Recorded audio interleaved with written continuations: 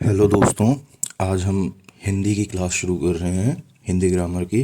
और इसकी शुरुआत करेंगे हम वर्ण विचार से। देखो, हमने हिंदी के संस्कृत और हिंदी के बारे में देखा जाए तो संस्कृत से ही हिंदी निकली हुई है।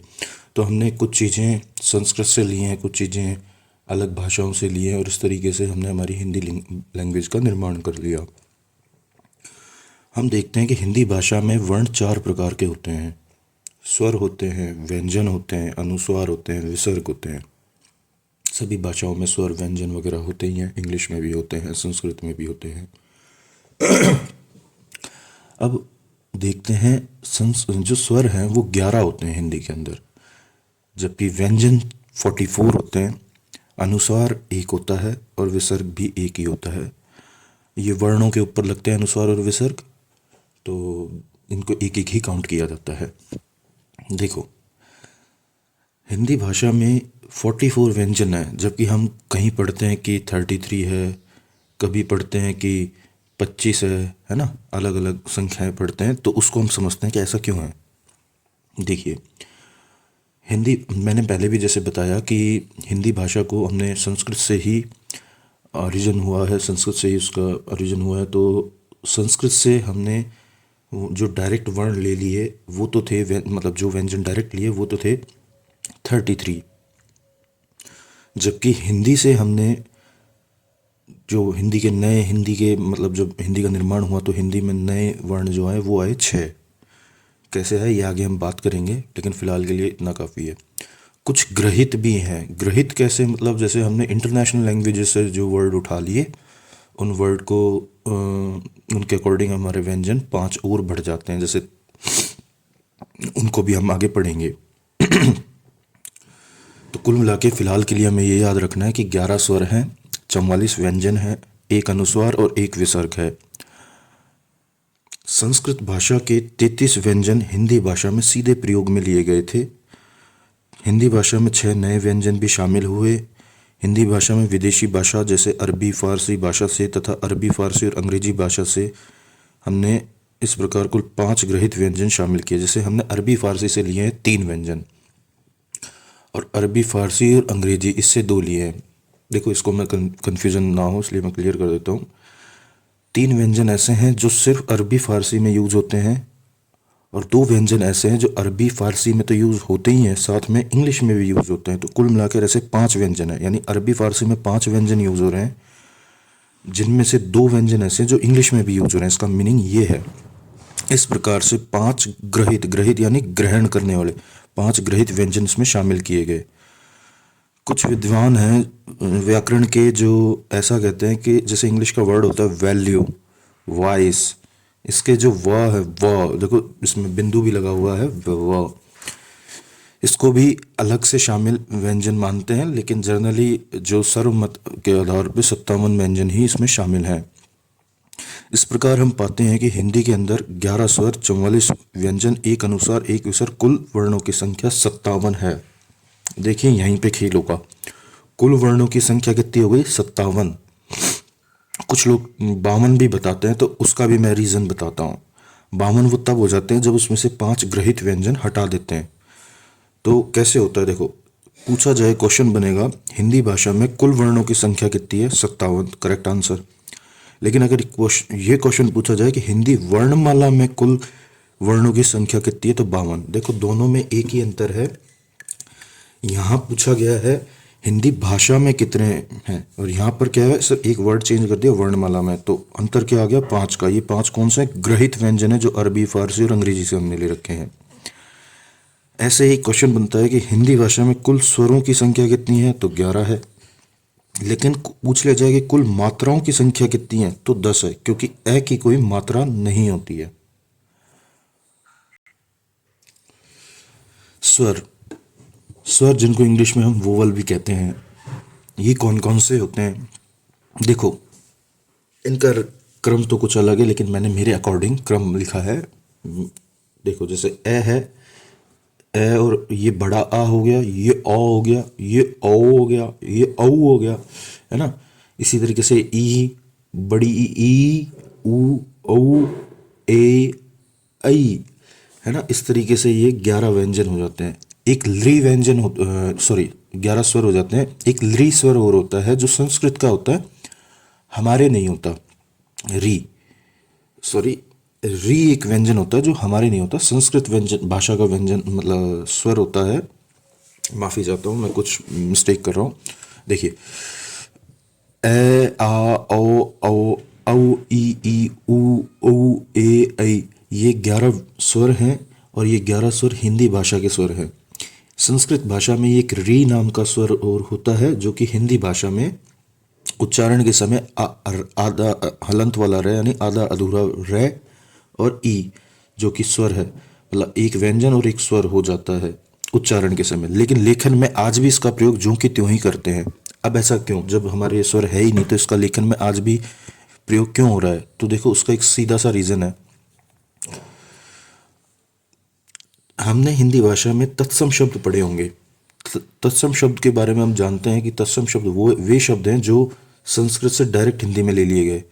तो जो संस्कृत से डायरेक्ट हिंदी में ले लिए गए वो तत्सम शब्द हैं, और उनके अंदर जो री है उसका प्रयोग किया जाता है लेखन में, लेकिन पढ़ते हम उसको हिंदी के अंदर अधूरा रह और ई है ना, तो री बोल देते हैं उसको।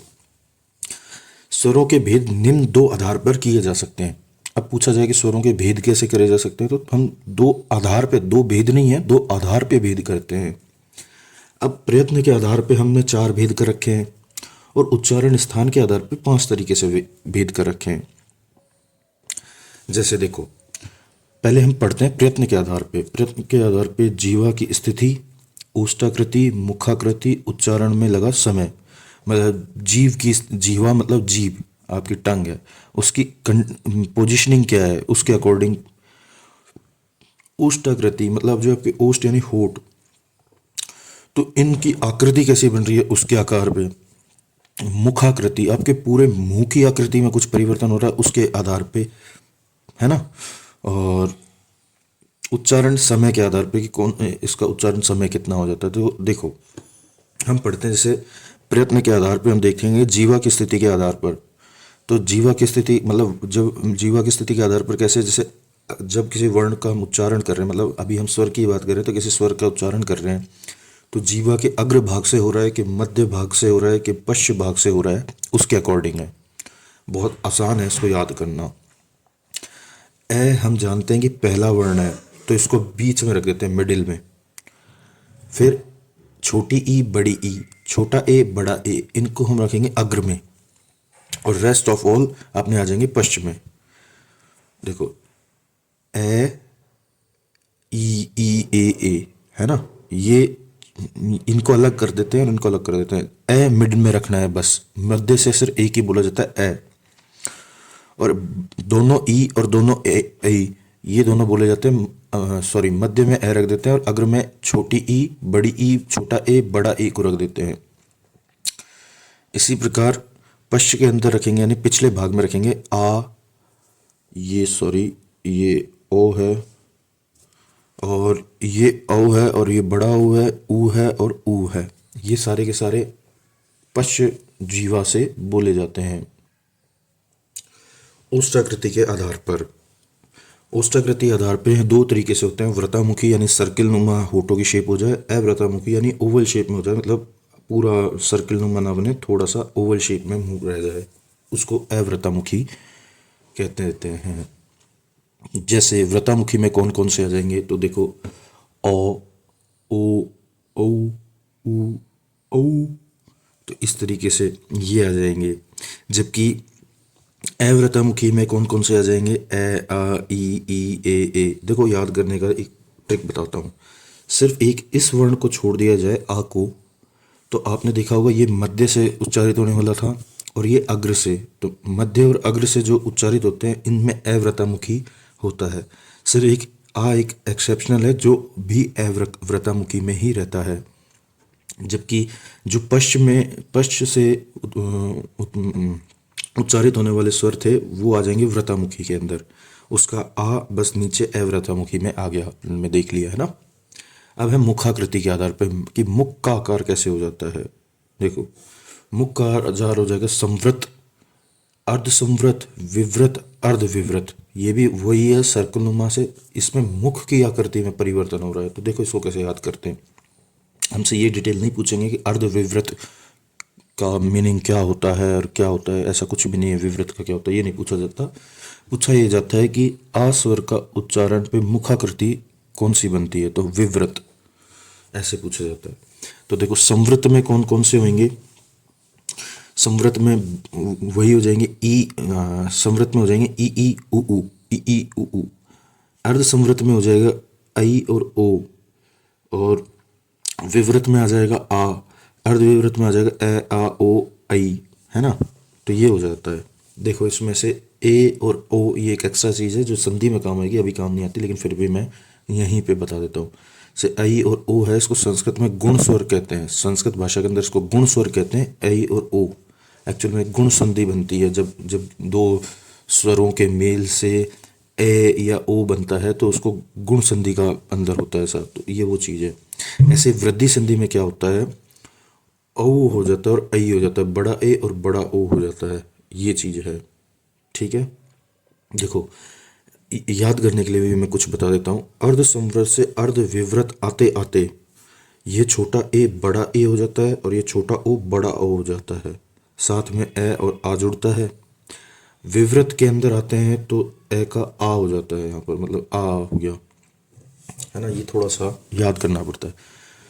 तो ई ई उ उ संवृत, संवृत में कौन से हैं, ई ई उ उ, और विवृत में कौन कौन से हैं, आ। ये इजीली याद हो रहे हैं कि ई ई उ उ तो हो गया संवृत और विवृत हो गया आ। इसके अलावा कौन से बचे, तो जो गुण स्वर हैं वो हो जाएंगे अर्धसंवृत। गुण स्वर कौन से हैं, छोटा ए बड़ा ओ, सॉरी छोटा ए और छोटा ओ। और वृद्धि स्वर कौन से होंगे, मतलब अर्धसंवृत कौन से होंगे, जिसमें दो तो वृद्धि स्वर आ जाएंगे ओ और ए, और एक ए और एक ये आ आ आ। और जैसे ये उसका साउंड होता है ऑक्सीजन, ऑक्सीजन, ओ ओ, ऐसे साउंड आता है ना ऑक्सीजन, वो चीज़ है। तो संवृत में कौन कौन से हो गए, ई ई उ उ।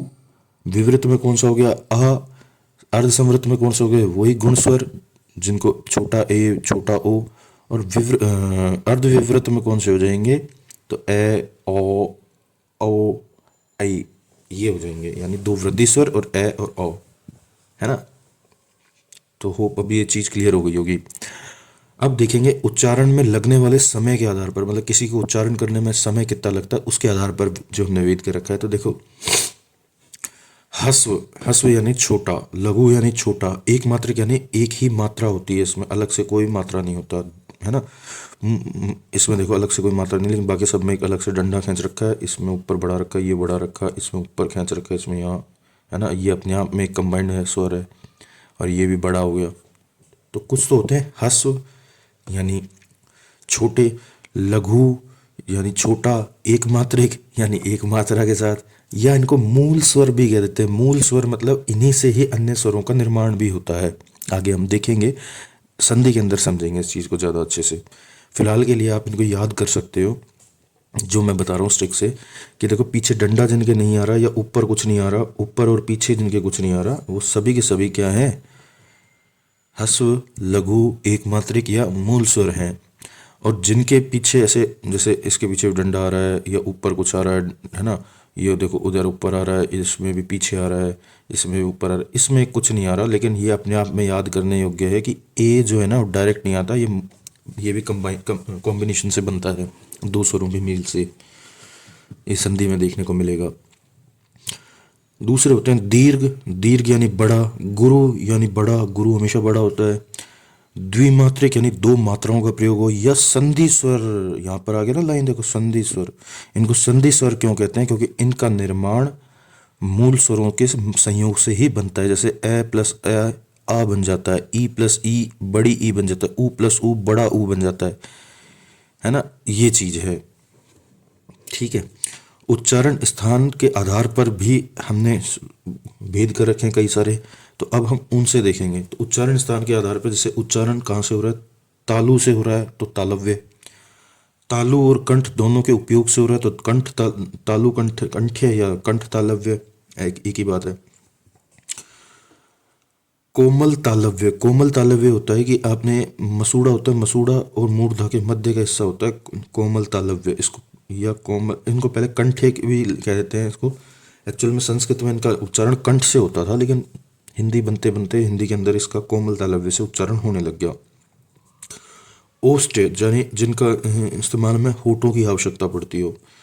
ओष्ठ और कंठ जिनके इस्तेमाल में होठों के साथ साथ कंठ की भी आवश्यकता पड़ती है। देखो एक तो पीछे पीछे कंठ है और ये इधर होठ है, इन दोनों की आवश्यकता पड़ती है, उसको ओष्ठ कंठे कहते हैं। देखो तालव्य कौन से हैं और इनको याद करने का तरीका क्या होता है।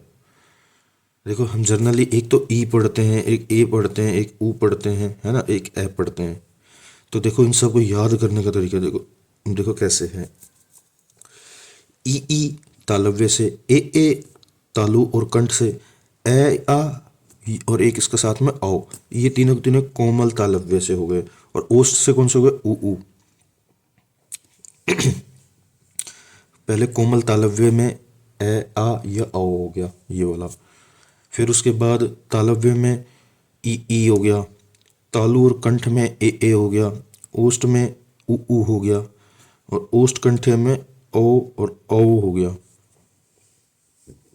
बोल के देखोगे ना तो आपको महसूस होगा, जैसे ऊ बोलेंगे ना तो आपके होठों को प्रयास करना पड़ेगा, या ऊ बोलेंगे तो भी होठों को, लेकिन ओ बोलेंगे ओ तो आप महसूस करेंगे या तो आपके कंठ में कुछ महसूस होगा या फिर आपके होठों को कुछ, दोनों को ही काम करना पड़ेगा। इसलिए ओ और औ के अंदर ये काम हो गया। आई तो इसमें आप देख रहे हैं कि तालु के साथ साथ कंठ भी प्रयोग में आ रहा है। इसमें तालु और कंठ का संयोग हो रहा है, इसमें ओष्ठ और कंठ का संयोग हो रहा है। ठीक है, तो ये है उच्चारण स्थान के आधार पर स्वरों के भेद हैं। अब पढ़ेंगे हम व्यंजन यानी कॉन्सोनेंट्स। देखो मैंने एक चार्ट बना रखा है, के खे गे गेड़े चे छे णे ते थे दे दने पे फे बे बे मैं। तो के खे गे गेड़े चे छे णे टे थे डने ते थे दे दने पे फे बे बे मैं। ये कुल 25 है ना। अब ये जो 25 हैं ये व्यंजन हैं। हमने 33 पढ़े थे, अभी उस पर भी आएंगे, लेकिन अभी आप इतना समझो कि ये जो 25 व्यंजन हैं ये हैं व्यंजन, जनरली हमारी कह के गढ़े जो होते हैं वो हैं। अब इसमें देखो हम कुछ चीज़ें पढ़ेंगे, देखो कुछ टर्मिनोलॉजी बताता हूँ। महाप्राण, अल्प प्राण, ठीक है, और स्पर्श, स्पर्श संघर्ष, ये सारी चीज़ें हम पढ़ेंगे। घोष, अघोष, तो ये दो सबसे ज़्यादा इंपॉर्टेंट होते हैं, अल्पप्राण और महाप्राण, और घोष और अघोष, ये दो ज़्यादा इंपॉर्टेंट होते हैं। क्यों होते हैं, ये हमारे संधि में सबसे ज़्यादा काम आता है यही चीज़। चलो अभी हम आगे पढ़ते हैं। अब कैसे याद करना है ये देखो, मैं इसको संधि के बारे में कुछ मतलब वर्णमाला के बारे में कुछ चीज़ें और बता देता हूँ। ये कै वर्ग होता है, ये एक वर्ग है, ये भी एक वर्ग है, ये भी एक वर्ग है, ये भी एक वर्ग है, और ये भी एक वर्ग है। कुल मिला के 5 वर्ग है। एक कै वर्ग है, एक चै वर्ग है, एक टै वर्ग है, एक तै वर्ग है, एक पै। इसको बोलते हैं कचट तप। कचट तप ऐसे याद करो, कचट तप, ये 5 वर्ग है। अब इसमें कै वर्ग, टै वर्ग, तै वर्ग, पै वर्ग, ये तो है स्पर्श व्यंजन, इनको स्टॉप कॉन्सोनेंट भी कहते हैं, स्पर्श व्यंजन, ठीक है। लेकिन जो ये चय वर्ग के 5 व्यंजन हैं ये स्पर्श के साथ साथ संघर्षी भी है, इनको इंग्लिश में कहते हैं एफ्रिकेटिव्स कॉन्सोनेंट्स। मतलब अपन को ऐसे याद करना है कि जो चय वर्ग है ये एफ्रिकेटिव कॉन्सोनेंट्स है, यानी स्पर्श के साथ संघर्ष भी हो रहा है इनके उच्चारण में। और बाकी बचे हुए स्पर्श व्यंजन है जिनको स्टॉप कॉन्सोनेंट भी कहते हैं, ये 20 होते हैं और ये 5 होते हैं। ठीक है, यहाँ तक क्लियर। अब हम आगे देखेंगे व्यंजनों का भी वर्गीकरण हमने 2 आधार पे किया। एक तो प्रयत्न के आधार पे कि उनके उच्चारण में क्या प्रयत्न करना पड़ रहा है हमारे को किसी भी तरीके का, और एक हमने उनके उच्चारण स्थान के आधार पे, जैसे हमने स्वरों में भी पढ़ा था कि कौन से स्थान से होता है। इसमें ये व्यंजन काफ़ी सारे होते हैं तो उनके उच्चारण स्थान भी काफ़ी सारे बन जाते हैं। तो देखो हम देखते हैं कैसे। पहले हम देखेंगे प्रयत्न के आधार पे। स्पर्श यानी स्टॉप कॉन्सोनेंट, स्टॉप कॉन्सोनेंट के वर्ग, ट वर्ग, त वर्ग, पै वर्ग के 20 व्यंजन इसमें शामिल होते हैं। बस इतना ही याद करना है, यही क्वेश्चन आता है। और वैसे भी हम रिवीजन क्लासेस चला रहे हैं तो कै वर्ग, टै वर्ग, तै वर्ग, पै वर्ग के 20, टोटल 20 व्यंजन इसमें आते हैं। हमने पढ़ा कै वर्ग, टै वर्ग, तै वर्ग, पै वर्ग। ठीक है। अब दूसरा होएगा स्पर्श संघर्षी, जिसमें च वर्ग के 5 व्यंजन आते हैं। यहां तक तो कोई दिक्कत नहीं होगी किसी को, है ना। तो हमने पढ़ा स्पर्श संघर्ष यानी एफ्रिकेटिव्स हो गए, च वर्ग के 5 व्यंजन इसमें आते हैं। अब होते हैं संघर्षी फ्रिकेटिव्स। ये एफ्रिकेटिव्स थे, ये फ्रिकेटिव्स हैं, मतलब क्योंकि स्पर्श के साथ संघर्षी थे, ये ओनली संघर्षी हैं, तो ये फ्रिकेटिव्स। अब फ्रिकेटिव्स कौन से होते हैं, तो आपने ऊष्म व्यंजन भी इनको नाम देते हैं, ऊष्म व्यंजन। देखो ऊष्म व्यंजन, ऊष्म व्यंजन भी इनको कहते हैं। ऊष्म व्यंजन मतलब इनको बोल उच्चारित करते हैं तो हीट सी जनरेट होती है हमारे मुंह से, तो ऊष्म व्यंजन भी इसको कहते हैं। और वैसे इनको संघर्षी भी कहते हैं, संघर्ष करते हैं इसलिए ऊष्मा उत्पन्न होती है। फ्रिकेटिव्स, इंग्लिश में इनको फ्रिकेटिव्स भी कहते हैं, जैसे श श स ह, श श स ह। ठीक है, श श स ह। फिर आते हैं उत्क्षिप्त। उत्क्षिप्त व्यंजन यानी फ्लैप्ड, फ्लैप्ड मतलब इनको उच्चारण करते से जीव, देखो लिखा हुआ है कि ड के नीचे बिंदी, ये वाला भी, और इस ड के नीचे भी बिंदी, ये 2 व्यंजन हैं जो हिंदी में नए व्यंजनों के अंदर काउंट होते हैं। हमने पढ़े थे 5 नए व्यंजन भी हिंदी में काउंट हुए थे। ठीक है, सॉरी 6 नए व्यंजन भी काउंट हुए थे और 5 तो हमने अरबी फारसी और इंग्लिश वाले थे। तो ये उन 6 में से 2 व्यंजन ये उत्क्षिप्त व्यंजन होते हैं, और बाकी हम आगे पढ़ेंगे। देखो ढ और ढ व्यंजन इसमें शामिल हैं। इसके उच्चारण में जीभ का 2 बार स्पर्श करने के कारण द्विस्पष्ट व्यंजन तथा जीभ के मूर्धा पर मारने से उत्पन्न होने के कारण इन्हें ताड़नजात व्यंजन भी कहते हैं। ताड़नजात, उत्क्षिप्त को ही क्या कहते हैं, ताड़नजात। और इंग्लिश में क्या कहते हैं, फ्लैप्ड। हालांकि इंग्लिश का मैं सिर्फ तुम्हें इसलिए बता रहा हूँ क्योंकि तुम में से कुछ लोग इंग्लिश से भी तैयारी कर रहे होंगे, और इंग्लिश से जब तैयारी करो तो आपके भी वहाँ पर इंग्लिश में ही पढ़ना पड़ता है, फोनेटिक्स में अपन को। तो ये जो ड और ढ जिसके नीचे बिंदी भी है, ये ताड़नजात व्यंजन भी है और उत्क्षिप्त व्यंजन भी है। इनको इंग्लिश में हम फ्लैप्ड कहते हैं। आगे पढ़ते हैं। लुंठित और प्रकंपित, इनको कहते हैं ट्रिल्ड, ट्रिल्ड कॉन्सोनेंट्स।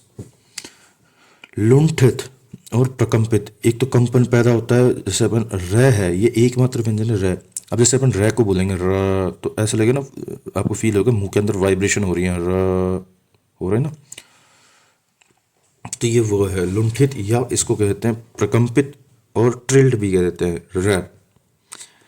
अब होते हैं कुछ ऐसे व्यंजन जो कि पूर्ण तरीके से व्यंजन भी नहीं है और पूर्ण तरीके से स्वर भी नहीं है, इनको बीच का कह देते हैं, यानी अर्ध स्वर कह देते हैं। मतलब होता क्या है कि स्वर और व्यंजन में एक ही फर्क है। स्वर वो होते हैं जिनको उच्चारण करने में जो हमारी प्राणवायु है वो एक फ्लो में बाहर निकल जाती है, और व्यंजन में ऐसा नहीं होता है। तो बस यही एक अंतर होता है व्यंजन और स्वर में। ये बीच वाला मामला है, इसमें ना तो एकदम से पूरी तरीके से प्राणवायु बाहर निकलती है, ना ही व्यंजन की तरह रुक कर निकलती है, पर हाँ लगभग स्मूथली निकल जाती है, तो हम इसको अर्ध स्वर कहते हैं।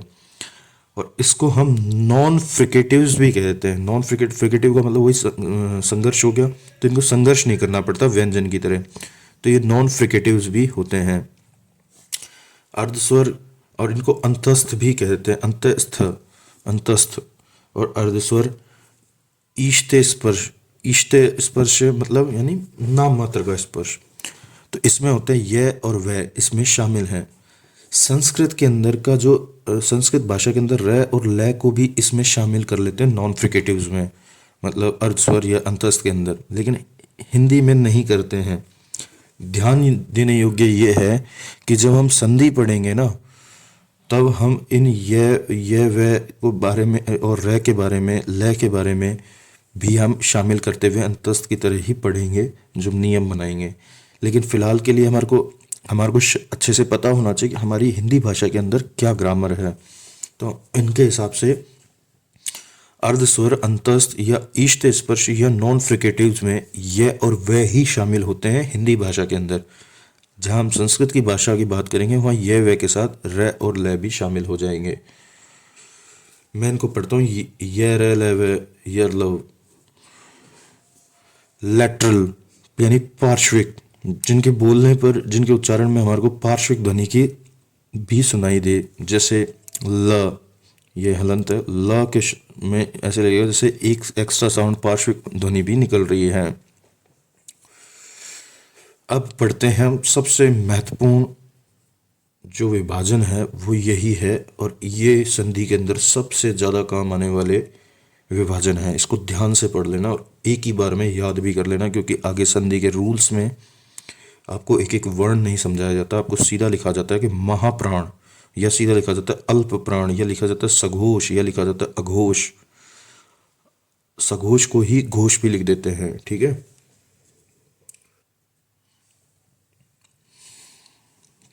महाप्राण, महाप्राण प्रत्येक वर्ग का दूसरा चौथा वर्ण तथा शेष सह।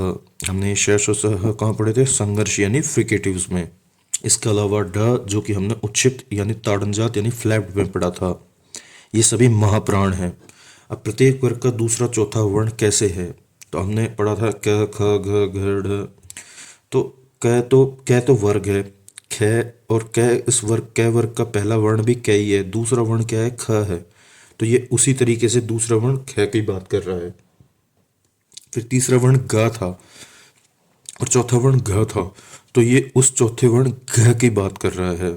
इसी तरीके से सभी वर्गों में जो कचट तप वर्ग है, कै चट तप है, उस प्रत्येक वर्ग का सेकंड और चौथा वर्ण, सेकंड और फोर्थ जो वर्ण है वह सभी इसी में शामिल है। साथ में फ्रिकेटिव्स यानी संघर्षी व्यंजन है वह भी इसमें शामिल है, और ताड़न जात का ड़, ये वाला ड़, ये ड भी इसमें शामिल है। अब हम पढ़ेंगे अल्प प्राण। अल्प प्राण के अंदर रेस्ट ऑफ ऑल आ जाएगा। रेस्ट ऑफ ऑल मतलब यहाँ पर क्या है कि प्रत्येक वर्ग, वही कचटतप का पहला, दूसरा चौथा अपन ने वहाँ काउंट कर लिया महाप्राण में, तो बचे कौन से? पहला, तीसरा और पांचवा। तो प्रत्येक वर्ग का पहला, तीसरा, पांचवा वर्ण तथा यरलव और ढ, वही उच्छिप्त वाला ढ, ये इसमें शामिल है। और ये यरलव कौन है? ये वो नॉन फ्रिकेटिव्स है। इसमें फ्रिकेटिव्स आए थे, इसमें नॉन फ्रिकेटिव्स आएंगे अल्प प्राण में, ठीक है। हालांकि हमने देखा था कि हिंदी के अंदर फ्रिकेटिव्स, नॉन फ्रिकेटिव्स में यह और वह ही काउंट होते हैं, ये र और ल सिर्फ संस्कृत में काउंट होते हैं, लेकिन हमने जब अल्प प्राण की बात करेंगे तो ये र और ल भी इसमें काउंट हो जाएंगे। दूसरी चीज, अब इसकी टर्मिनोलॉजी समझते हैं कि महाप्राण और अल्प प्राण में अंतर क्या है। महाप्राण के अंदर है कि जिसमें प्राण वायु अधिक बाहर निकलती है उसे महाप्राण कहते हैं, और जिसके उच्चारण में प्राण वायु का कम, प्राण वायु का मतलब एक्सक्रेशन होता है, तो उसको अल्प प्राण कहते हैं, मतलब कम प्राण वायु से निकलती है इसके उच्चारण में। अब हम अगला और बेहद महत्वपूर्ण घोष और सघोष, मतलब सघोष और अघोष के बारे में पढ़ेंगे। ये क्लासिफिकेशन भी बेहद ज़रूरी है। तो सबसे पहले पढ़ते हैं अघोष। अघोष हम पहले पढ़ते हैं। तो इसके अंदर क्या है, देखो हमने यहाँ पढ़ा था कि प्रत्येक वर्ग का दूसरा चौथा, यहाँ पढ़ता प्रत्येक वर्ग का पहला, तीसरा, पांचवा। ये तो अल्पप्राण महाप्राण में है। सघोष और अघोष में क्या है कि अघोष में प्रत्येक वर्ग का पहला और दूसरा अघोष है। अघोष अर्थात जिसमें गूंज, नाद, कंपन इत्यादि ना हो, जिनके उच्चारण में हम गूंज, नाद या कंपन की नहीं देख पाते हैं, उनको हम अघोष वर्ण कहते हैं। साथ में इसमें श, स, मतलब श, श, स तीनों स आ जाएंगे, है ना। जैसे इस है को छोड़कर ये तीनों फ्रिकेटिव्स आ जाएंगे, यानी संघर्षी आ जाएंगे, है ना। एक फ और नीचे डॉट, ये क्या है? अरबी फारसी का ही लैंग्वेज है फ, ये भी अघोष में ही काउंट होता है, ठीक है। वैसे हमने इसको ग्रहित व्यंजन है, पर यह भी अघोष में ही काउंट होता है। आगे पढ़ते हैं। कुल 14 व्यंजन इसमें इस प्रकार शामिल होते हैं, ठीक है। ये 14 तो व्यंजन शामिल हो गए। देखो 5 वर्ग हैं और पांचों के हर वर्ग से दो दो हैं, पहला दूसरा, पहला दूसरा, पहला दूसरा, ऐसे करके 5 दूनी 10, 10 तो हो गए ये। फिर 3 हो गए फ्रिकेटिव, श, श, स, ठीक है। एक हो गया ग्रहित, तो टोटल हो गए 14 प्लस तो 14 तो व्यंजन इसमें शामिल है, प्लस एक विसर्ग। विसर्ग जो हम लगाते हैं, ये विसर्ग भी अघोष ही है, विसर्ग ही अघोष ही है। इंपॉर्टेंट है, याद रख लेना, क्वेश्चन डायरेक्ट पूछा जाएगा कि विसर्ग अघोष है कि सघोष है। तो याद रखिएगा कि ये अघोष है। जब हम विसर्ग का प्रोनाउंसिएशन करते हैं तो ना तो गूंज, नाद, कंपन किसी तरीके की चीज नहीं होती है। अब पढ़ेंगे सघोष के बारे में। तो प्रत्येक वर्ग का तीसरा, चौथा, पांचवा और येरेलेवे, इसके अलावा जो है वहाँ फ्रिकेटिव्स का रह गया था वो भी इसमें आ जाएगा। और फिर ये ज अरबी फारसी का और ये ड और ये ढ भी इसमें शामिल हो जाएगा। ये दोनों ताड़न जात वाले यानी उच्छिप्त यानी फ्लैप्ड। और इसके अलावा येरेलेवे, तो वैसे तो हम जानते हैं कि रे और ले काउंट नहीं होता, लेकिन हम एक बार के लिए इनको नॉन फ्रिकेटिव्स करके याद कर लेते हैं कि नॉन फ्रिकेटिव्स जो संस्कृत के नॉन फ्रिकेटिव्स हैं यानी, और एक वो हा जो होता तो फ्रिकेटिव है बट इसको भी हम इसमें काउंट करेंगे। फिर उसके अलावा ज, ड़ और ड। जैसे अपन जोमेटो, जोमेटो, तो ये जोमेटो का जोमेटो नहीं बोल सकते हम, जोमेटो बोलते हैं जो। तो उस जो के लिए ये नुक्ता लग जाता है नीचे, ज और नीचे नुक्ता। तो ये हो गया ज। फिर उसके बाद दो ताड़न जात के हो गए जिनको हम उच्छिप्त या फ्लैप्ड कह देते हैं। डै के नीचे डंडा डॉट और डै के नीचे भी डॉट आ गया है ना। तो ये सभी सभी सघोष हैं। एक चीज एक्स्ट्रा बताता हूँ जो कि हम आगे भी देखेंगे, लेकिन अभी बता देता हूँ कि सभी स्वर सघोष होते हैं। ठीक है, स्वर सभी सघोष ही होते हैं। आगे पढ़ते हैं। नासिक्य, नासिक्य यानी जो कि नाक से उच्चारित होते हों, मतलब जिनके उच्चारण में नास मतलब नाक जो होती है, नासिक्य यानी नाक को प्रयोग में लेते हों अपन, मतलब इनको प्रयत्न करना पड़ता है, इसलिए इसको प्रयत्न में ही डाला है कि नाक के प्रयत्न के आधार पे ये उच्चारित होते हैं। ठीक है, तो इनको इंग्लिश में नेजल साउंड कहते हैं और हिंदी में नासिक्य कह देते हैं। अब इसको याद करना बहुत आसान है। प्रत्येक वर्ग का जो पांचवा अल्फाबेट मतलब पांचवा वर्ण होता है, वह पांचवा वर्ण को ही नासिक्य या नेजल वर्ड, नेजल साउंड कहते हैं। टोटल 5 ही होते हैं क्योंकि 5 ही वर्ग हैं और पांचों में एक एक आ जाएगा। पांचवा वर्ग मतलब पांचवा वर्ण एक एक होएगा, तो पूरे हो गए टोटल 5 वर्ण ऐसे हैं जो कि नेजल साउंड है यानी नासिकीय हैं। इन्हीं को हम अनुनासिक भी कह देते हैं। ठीक है, अनुनासिक भी कह देते हैं। अब पढ़ेंगे हम उच्चारण स्थान के आधार पर। उच्चारण स्थान के आधार पर हम व्यंजन को किस प्रकार बांटा है, तो देखो, कोमल तालव्य, मतलब हमने वहाँ स्वरों में भी पढ़ा था जिसको कंठ्य भी कह देते हैं क्योंकि संस्कृत में इनको कंठ से ही उच्चारित किया जाता था। हिंदी के अंदर इनको कोमल तालव्य से उच्चारित किया जाता है। तो इसमें कौन आएगा, तो क वर्ग के सभी व्यंजन आ जाएंगे, प्लस अरबी फारसी भाषा के क नुक्ता, ख नुक्ता और ग नुक्ता, क ख ग घ जो नुक्ता के साथ हैं ये भी इसमें शामिल होगा। इन सबका उच्चारण स्थान कंठ्य है संस्कृत के अकॉर्डिंग, लेकिन हमारे को जब हिंदी की बात करेंगे तो कोमल तालव्य कहेंगे। देखो, वैसे ये जो क नुक्ता, ख नुक्ता और ग नुक्ता है, इन तीनों का उच्चारण स्थान अगर पूछा जाए तो कंठ बताना है, लेकिन क वर्ग के सभी का बताना है तो कोमल तालव्य बताना है। ठीक है, इंपॉर्टेंट है ये चीज़ क्योंकि ये क वर्ग के ही हैं, लेकिन इनमें जब नुक्ता लग जाता है तो ये कंठ वर्ग, कंठ से उच्चारित होते हैं।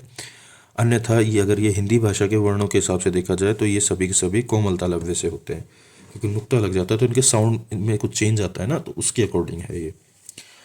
फिर हम पढ़ेंगे अगला वर्ग कौन सा होता है, च। तो च का उच्चारण स्थान होता है तालव्य, यानी तालु वत्सर्य, तालु और वत्सर्य, इसको तालव्य भी कह देते हैं क्योंकि संस्कृत में तालव्य से होता था। यस, इसमें च वर्ग के सभी इसी में शामिल होते हैं, पांचों वर्ण हो गए। नोट, जो र है हलंतोला, कहीं पर ये वत्सर्य व्यंजन की तरह कार्य करता है और संस्कृत में से मूर्धन्य व्यंजन माना गया, मतलब इस र को संस्कृत में तो मूर्धन्य माना जाता है, मूर्धा से उच्चारित होने वाला व्यंजन। लेकिन हिंदी के अंदर इसके साथ सिस्टम है, ये कभी इस ढाल पे कभी उस ढाल पे, तो वही वाला हाल है इसका। ये मतलब ये डिपेंड करता है कि इसके आगे पीछे के जो वर्ण है ना, उनके अकॉर्डिंग ये डिसाइड होता है कि कहाँ से उच्चारित हो रहा है। अलग अलग साउंड निकलते हैं रह के। ठीक है। तो कहीं पे तो ये वत्सरीय व्यंजन की तरह कार्य करता है और कहीं पे अलग मूर्धन्य की तरह काम करता है। अब मूर्धन्य में कौन सा आ जाएगा, तो कै हो गया, च हो गया, अब टै वर्ग आ जाएगा। टै वर्ग के सभी इस मूर्धन्य में शामिल हो जाएंगे। फिर ये ढ और ड उच्छिष्ट वाले इसमें शामिल हो जाएंगे। फिर वो जो र है उसको मूर्धन्य में ही शामिल करते हैं हम जनरली, क्योंकि कभी कभार ही वो वत्सरीय व्यंजन की तरह कार्य करता है, तो ये हो जाएगा। इसके अलावा ये श जो फ्रिकेटिव्स का है ना, श, ये आ जाएगा, यानी संघर्षिका। अब दंत से उच्चारित कौन से होंगे, तो दंत से होंगे तय वर्ग के सभी, लेकिन न को छोड़कर। तय वर्ग में अंतिम वर्ण न ही होता है, इसका तय वर्ग का पंचम वर्ण क्या है, न है, तो उस न को छोड़ दिया जाएगा। संस्कृत में तो न भी शामिल था, लेकिन किंतु हिंदी में न का उच्चारण वत्सर्य अर्थात मसूड़ा माना गया है। ये न वत्सर्य से ही प्रोनाउंसिएशन होता है न का, ये याद रखना। यानी इसमें तय वर्ग के सभी आ जाएंगे न को छोड़कर, यानी 4 वर्ण आ जाएंगे तय वर्ग के इसमें, किसमें, दंत से।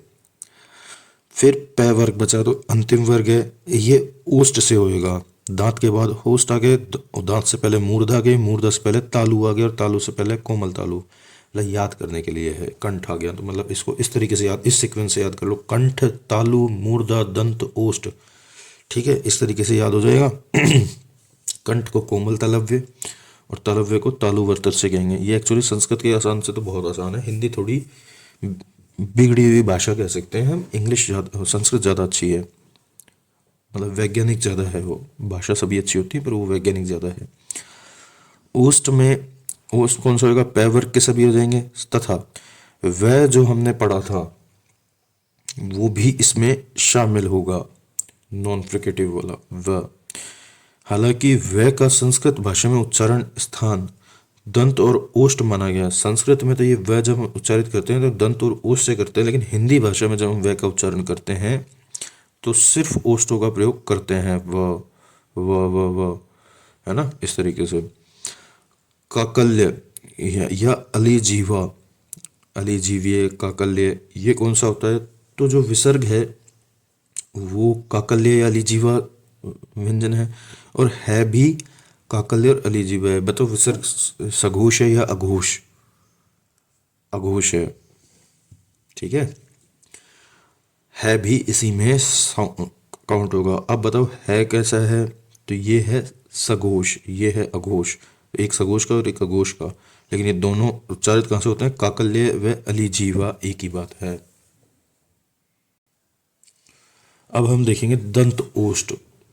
दंत ओष्ठ में फ, ये वही विदेशी भाषा ग्रहित वाला हो गया, और ये व, ये भी डॉट नुक्ता के साथ आ रहा है, तो ये दंत और ओष्ठ होंगे, फ, व, है ना। देखो अंग्रेजी भाषा के डब्लू को तो व साउंड कर लिखते हैं अपन हिंदी में, जैसे ऐसे समझाता हूँ, जैसे वोल्फ है, वोल्फ, उसका तो उसका जो व है उस वोल्फ में तो डब्लू से शुरू हो रहा है, उसको भी हम व ही कह रहे हैं। और वॉइस, वॉइस में भी व के लिए वी यूज़ ले रहे हैं, दोनों में साउंड तो व का ही आ रहा है, लेकिन एक में डब्लू और एक में वी का प्रयोग हो रहा है। ऐसा क्यों होता है, तो देखो ये है तो दोनों व ही, लेकिन इनके उच्चारण में थोड़ा सा अंतर है। ये विदाउट नुक्ता वाला व है और ये नुक्ता वाला व है। तो वॉइस अपन बोलते हैं वॉइस, तो वो है, वो तो वी से बनता है, उसमें नुक्ता आ जाता है, और जो डब्लू से बनता है जैसे वोल्फ है ना, वाटर, तो वो उसमें वह बिना नुक्ता का बनता है। हालांकि देवनागरी लिपि में व और नुक्ता वाला जो वह है उसको अलग से सम्मिलित नहीं किया गया भारत सरकार द्वारा। जो मानक लिपि है हमारी देवनागरी लिपि हिंदी की, उसमें भारत सरकार ने नुक्ता वाले वह को अलग से शामिल नहीं किया है, वो दोनों कंडीशन में ये वाला वह ही लिखता है, ठीक है। तो ये नुक्ता वाला वह और ये फ है, ये दंतोष से उच्चारित होते हैं। वत्सर्य, अब हम वत्सर्य पढ़ेंगे, ठीक है। तो इसमें कौन सा हो जाएगा, देखो र और ल तो हो ही गए, एक ये स और एक ये न, जो हमने नहीं पढ़ा था, हमने पढ़ा था ना तय वर्ग के सभी लेकिन न को छोड़कर, तो वो न इस वत्सर्य में आ गया। फिर हमने एक रै के बारे में पढ़ा था, जो कभी ऐसे तो मूर्धन्य से है लेकिन कभी इधर से कभी उधर से, तो इसको एक्चुअली इसमें हमने हिंदी में शामिल कर लिया वत्सर्य में। फिर लय और से ये भी दोनों इसमें शामिल हैं, किंतु न ल स का संस्कृत में उच्चारण स्थान क्या था? दांत, दंत। संस्कृत में तो इन न ल से इस न, इस ल और इस से को तो दंत से स्थापित करते थे, इसको मूर्धा से करते थे। लेकिन अब हिंदी में सारी चीजें बदल गई। नरलस, नरलस ऐसे याद कर लेना, नरलस वत्सर्य। अब पढ़ेंगे तालव्य। यह श इसमें शामिल है, किंतु संस्कृत भाषा में च वर्ग का उच्चारण स्थान भी इसमें शामिल होता था। जब संस्कृत भाषा की बात करेंगे तो जो च वर्ग था ना, दूसरा ही कचट, तब अपन ने पढ़ा था क च ट त प 5 वर्ग, तो जो च वर्ग था ना उसका उच्चारण स्थान पूरा का पूरा तालव्य से था, पर अब नहीं है। तो यह श इसमें शामिल है। ठीक है। अब हम देखेंगे हिंदी भाषा के जो नए व्यंजन अपन ने पढ़े थे कि 33 तो अपन ने जो संस्कृत से डायरेक्ट ले लिए वो थे। ठीक है, जिसमें से 25 की अपन ने वो टेबल पढ़ी। ठीक है, और 8 कैसे हुए वो मैं आपको बता देता हूँ। येरेलेवे शेषे से है, मतलब फ्रिकेटिव एंड नॉन फ्रिकेटिव मिला के टोटल हो गए 33। 25 तो हमने कौन से पढ़े थे? वो अपने वर्णमाला पे कह गए, मतलब कैचे टेते पे 5 ओवर के 5 हो गए। फिर फ्रिकेटिव 5 हो गए, सॉरी 4 हो गए, नॉन फ्रिकेटिव भी 4 हो गए, है ना। तो टोटल कितने हो गए? 33। और अब हम पढ़ेंगे हिंदी भाषा के नए व्यंजन। 33 और वो हो गए, तो अब हम नए व्यंजन पढ़ेंगे। नए व्यंजन में कौन कौन से हो जाएंगे? तो 6 नए व्यंजन हमने अपनाए। तो ये ड और ये ढ अपन ने फ्लैप्ड वाले। इसके अलावा न मैं जो तय वर्ग का और पय वर्ग का अंतिम वर्ण क्या है? तय वर्ग का न है और पय वर्ग का अंतिम वर्ण है मैं, तो ये दोनों। इसके अलावा र और ल, ये सभी के महाप्राण व्यंजन। देखो मैं समझाता हूँ। संस्कृत में तो ये सीधा का सीधा ये न मैं र ल है, लेकिन जब इनके हिंदी में बात करेंगे तो इनके महाप्राण व्यंजन हिंदी भाषा के नए व्यंजनों में शामिल होंगे, जो कि न, ये है का साउंड आता है, इसलिए न, मह, रह, लह, है ना। ये महाप्राण व्यंजन है हिंदी के। तो 1 2 3 4 5 6 कुल मिलाकर ये 6 हो गए, 2 ऊपर से और 4 नीचे से, ये टोटल हो गए 6। ये हिंदी भाषा के नए व्यंजन है। अब तक हमने कितने पढ़े थे? 25। फिर हमने पढ़े 4 फ्रिकेटिव्स, 4 नॉन फ्रिकेटिव्स, टोटल हुए 33, और 6 ये हो गए 39। अब हम आगे देखते हैं 44 कैसे होते हैं वो अब देखते हैं। देखो, ग्रहित व्यंजन। ग्रहित व्यंजन वे वर्ण हैं जो अरबी, फारसी तथा अंग्रेजी भाषा से हिंदी भाषा में आए और उन्हें ग्रहित व्यंजन कहते हैं। केवल अरबी फारसी से कौन कौन से आए? क के नीचे नुक्ता, ख के नीचे नुक्ता, ग के नीचे नुक्ता, क ख ग। ठीक है। और अरबी, फारसी और अंग्रेजी तीनों के अंदर जो उपयोग आए ऐसे कौन से साउंड थे? तो एक तो ज़ था, एक फ था ना, ज के नीचे नुक्ता और फ के नीचे नुक्ता, तो वो हो गए। तो ये 3, ये 2, ये टोटल हो गए 5। हालांकि कुछ अंग्रेजी के व को भी मानते हैं, लेकिन सभी विद्वान इसे स्वीकार नहीं करते। ठीक है, आपने पहले भी पढ़ा था। तो अब हम कितने हो गए? 33 पहले हो गए थे, फिर 6 ये जोड़े 39, फिर 44। अब हमारे पास 44 व्यंजन टोटल कंप्लीट हो गए हैं। लेकिन अब 44 ये और 11 कौन से हो गए? स्वर। कितने हो गए? 55। लेकिन हमने तो पढ़ा था जी 57 व्यंजन हैं। तो देखो 2 और हैं। देखो अभी हम वो भी काउंट कराऊंगा मैं आपको। अभी हम संयुक्त अक्षर के बारे में पढ़ लेते हैं। संयुक्त अक्षर में हम 4 पढ़ते हैं, श, त्र, ज्ञ और श्र। श, त्र, ज्ञ और श्र। इनका बने कैसे ये? तो आधा क और पूरा श मिला तो इनको पढ़ेंगे तो श, अलग ही साउंड, क्ष, ये साउंड हो जाएगा, और ये थोड़ा सा चेंज होकर इस तरीके से साउंड बन जाएगा श। आधा तय हो रहेगा तो त्र, त्र, और ज, और ये होता है, ये च वर्ग का है पंचम वर्ण, न्य, न्य। तो ज्ञ, ज्ञ, ज्ञ, इसको पढ़ेंगे जब हम उच्चारण उसका ज्ञ, ज्ञ, इसका हो जाएगा ज्ञ। तो ज और न्य मिलकर ये बनता है। फिर है ये श्र। तो ये कैसे बनता है? श और र के कॉम्बिनेशन से बनता है श्र। देखो त और र से त्र बनता है, श और र से श्र बनता है। ऐसे ज और यहाँ से ज्ञ बनता है, और क और श से श्र बनता है। इस प्रकार ये हो गए 4 संयुक्ताक्षर।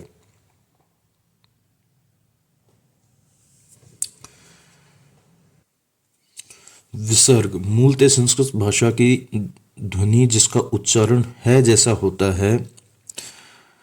विसर्ग की उच्चारित ध्वनि अघोष है, जबकि है एक घोष व्यंजन है। दोनों का उच्चारण स्थान काकल्य है। उच्चारण स्थान का अपन ने पढ़े थे काकल्य व्यंजन, जिसमें विसर्ग भी आ रहा था और है भी आ रहा था। लेकिन एक सघोष है और एक अघोष है। विसर्ग अघोष है और है घोष व्यंजन है। हालांकि जो संस्कृत का विसर्ग संस्कृत का ही है, तो इसका जो उच्चारण है हम ह की तरह करते हैं। ठीक है। अनुस्वार, अनुस्वार क्या होता है? जैसे चंद्र मतलब चंद्र बिंदु वगैरह, ये शिरो रेखा के ऊपर बिंदु बन जाता है ना, वो अनुस्वार होता है। ये बनता कैसे, ये भी हम देखेंगे। तो जैसे यर लेवे हो गए और शश है हो गए, मतलब फ्रिकेटिव्स और नॉन फ्रिकेटिव्स जो हो गए ना, जैसे ये फ्रिकेटिव्स हैं और ये नॉन फ्रिकेटिव्स हैं, इनसे पहले आने वाला नासिक के वर्ण का अनुस्वार बना दिया जाता है। देखो, कोई भी फ्रिकेटिव साउंड या नॉन फ्रिकेटिव साउंड से पहले कोई नेजल साउंड आता है, तो उस नेजल साउंड को लिखते नहीं है, उसकी जगह अनुस्वार बना दिया जाता है।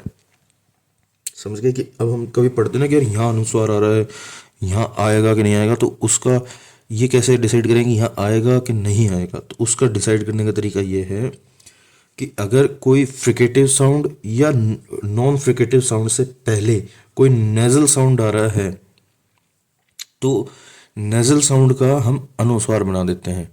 ठीक है। नेजल साउंड कौन कौन से हैं? सॉरी, नेजल साउंड कौन कौन से हो जाएंगे? तो वो पंचम वर्ण वाले नेजल साउंड होंगे। नोट, अभी एक नोट है। अनुस्वार तथा विसर्ग दोनों को अयोगवाह भी कहते हैं, क्योंकि इनका योग स्वर तथा व्यंजन किसी के भी साथ नहीं किया जा सकता। देखो, इनको अयोगवाह क्यों कहते हैं? ना तो इनको स्वरों में काउंट करते हैं, ना ही इन्हें व्यंजन में काउंट करते हैं। तो इनको जब किसी में भी काउंट नहीं करते हैं, तो इनको अयोगवाह भी कहते हैं, क्योंकि ना अयोग वाह, ए मतलब ए उपसर्ग लगा हुआ है, मतलब जिनका योग नहीं किया जा सकता वह, जिनका योग ना किया जा सके वह। अयोग वाह का मतलब होता है जिनका योग ना किया जा सकते वह कौन? अनुस्वार और विसर्ग। इनका कहीं योग नहीं कर सकते, ना तो स्वर के साथ ना व्यंजन के साथ। इनको कन्वर्ट जरूर किया जा सकता है ना। जैसे हमने पढ़ा था कि फ्रिकेटिव और नॉन फ्रिकेटिव से पहले अगर नेजल साउंड आ जाए, तो उस नेजल साउंड वाले वर्ण को अनुस्वार बना देते हैं, तो उनको कन्वर्ट कर सकते हैं, लेकिन इनको जोड़ नहीं सकते किसी के साथ। अब पढ़ेंगे अनुनासिकता क्या होती है और निरुनासिकता क्या होती है। बहुत आसान है। जब स्वर के उच्चारण के समय वायु मुंह के साथ साथ नाक से भी निकल जाए, तो उसे अनुनासिक स्वर करेंगे। मतलब मुंह से तो प्राणवायु निकल ही रही है और साथ में नाक से भी निकल रही है, दोनों तरफ से निकल रही है ना, तो अनुनासिक स्वर कहेंगे उसको। जैसे ए के ऊपर चंद्रबिंदु, आ के ऊपर चंद्रबिंदु। लेकिन निरुनासिकता क्या? और इसी गुण को हम अनुनासिकता कहते हैं। ये अनुनासिक स्वर हो गए और इस गुण को अनुनासिकता कह देते हैं। ऐसे निरुनासिकता क्या है? तो स्वर के उच्चारण के समय वायु का प्रवाह केवल मुंह से होता हो, तो उसे निरुनासिक स्वर कहते हैं, जैसे ए आ ई। और इस गुण को हम निरुनासिकता कहते हैं। आप देखो, मैंने आपको बताया था कि सभी स्वर सघोष होते हैं, सभी स्वर अल्पप्राण होते हैं और सभी स्वर निरुनासिक होते हैं। ठीक है। निरुनासिक मतलब, अभी क्योंकि वायु केवल, देखो मैं पूरा डिटेल से ही समझाता हूँ। सभी स्वर सघोष होते हैं, मतलब इनके उच्चारण में घोष होता है। जैसे आ ई ऊ, तो हल्का सा घोष हो रहा है, मतलब गूंजनाद कंपन सा फील हो रहा है। अल्प प्राण तो ऑब्वियस सी बात है, तो याद करने की जरूरत नहीं है, क्योंकि स्वर एक प्रवाह में निकल जाते हैं, इसलिए तो इनको स्वर कहते हैं, वरना व्यंजन में नहीं काउंट होते। तो अल्प प्राण तो ये हो ही गए, क्योंकि इनमें प्राणवायु हल्की सी जरूरत चाहिए, एक ही बार में निकल जाएगी। निरुनासिक होते हैं ठीक है। और निरुनासिक क्यों होते हैं? इनके उच्चारण के लिए हमारे को नाक की आवश्यकता पड़ती नहीं है। अगर इनकी नाक की आवश्यकता पड़ जाए तो ये अनुनासिक बन जाएंगे, है ना। तो ये सभी निरुनासिक होते हैं। अब अगली लाइन है, सभी स्वर को अनुनासिक बनाया जा सकता है। बिल्कुल बनाया जा सकता है। नाक के साथ साथ सॉरी मुख के साथ साथ नाक से भी प्राणवायु को हम जब निष्कासित करेंगे तो अनुनासिक बन जाएंगे। तो यह सभी स्वरों को अनुनासिक बनाया जा सकता है। जैसे ये भी स्वर ही था, जब अपन ने इसकी मुंह के साथ साथ नाक से भी प्राणवायु को बाहर निकाला तो इसका साउंड आया तो ये आ गया अनुनासिक बन गया ना, इसके ऊपर चंद्र बिंदु आ गया। अब जो यह और वह एक ऐसे व्यंजन हैं जिनको संघर्षहीन व्यंजन भी कहते हैं, क्योंकि इनके ये लगभग संघर्षहीन व्यंजन उन्हीं को कहते हैं। मतलब एक तरह से स्वर जैसे हैं, अर्ध स्वर भी कह सकते हैं इनको, क्योंकि या व कोई रोक टोक नहीं, कोई कुछ नहीं, सीधा ये कि प्रभाव में सब बाहर निकल गया, तो वो चीज है। ठीक है।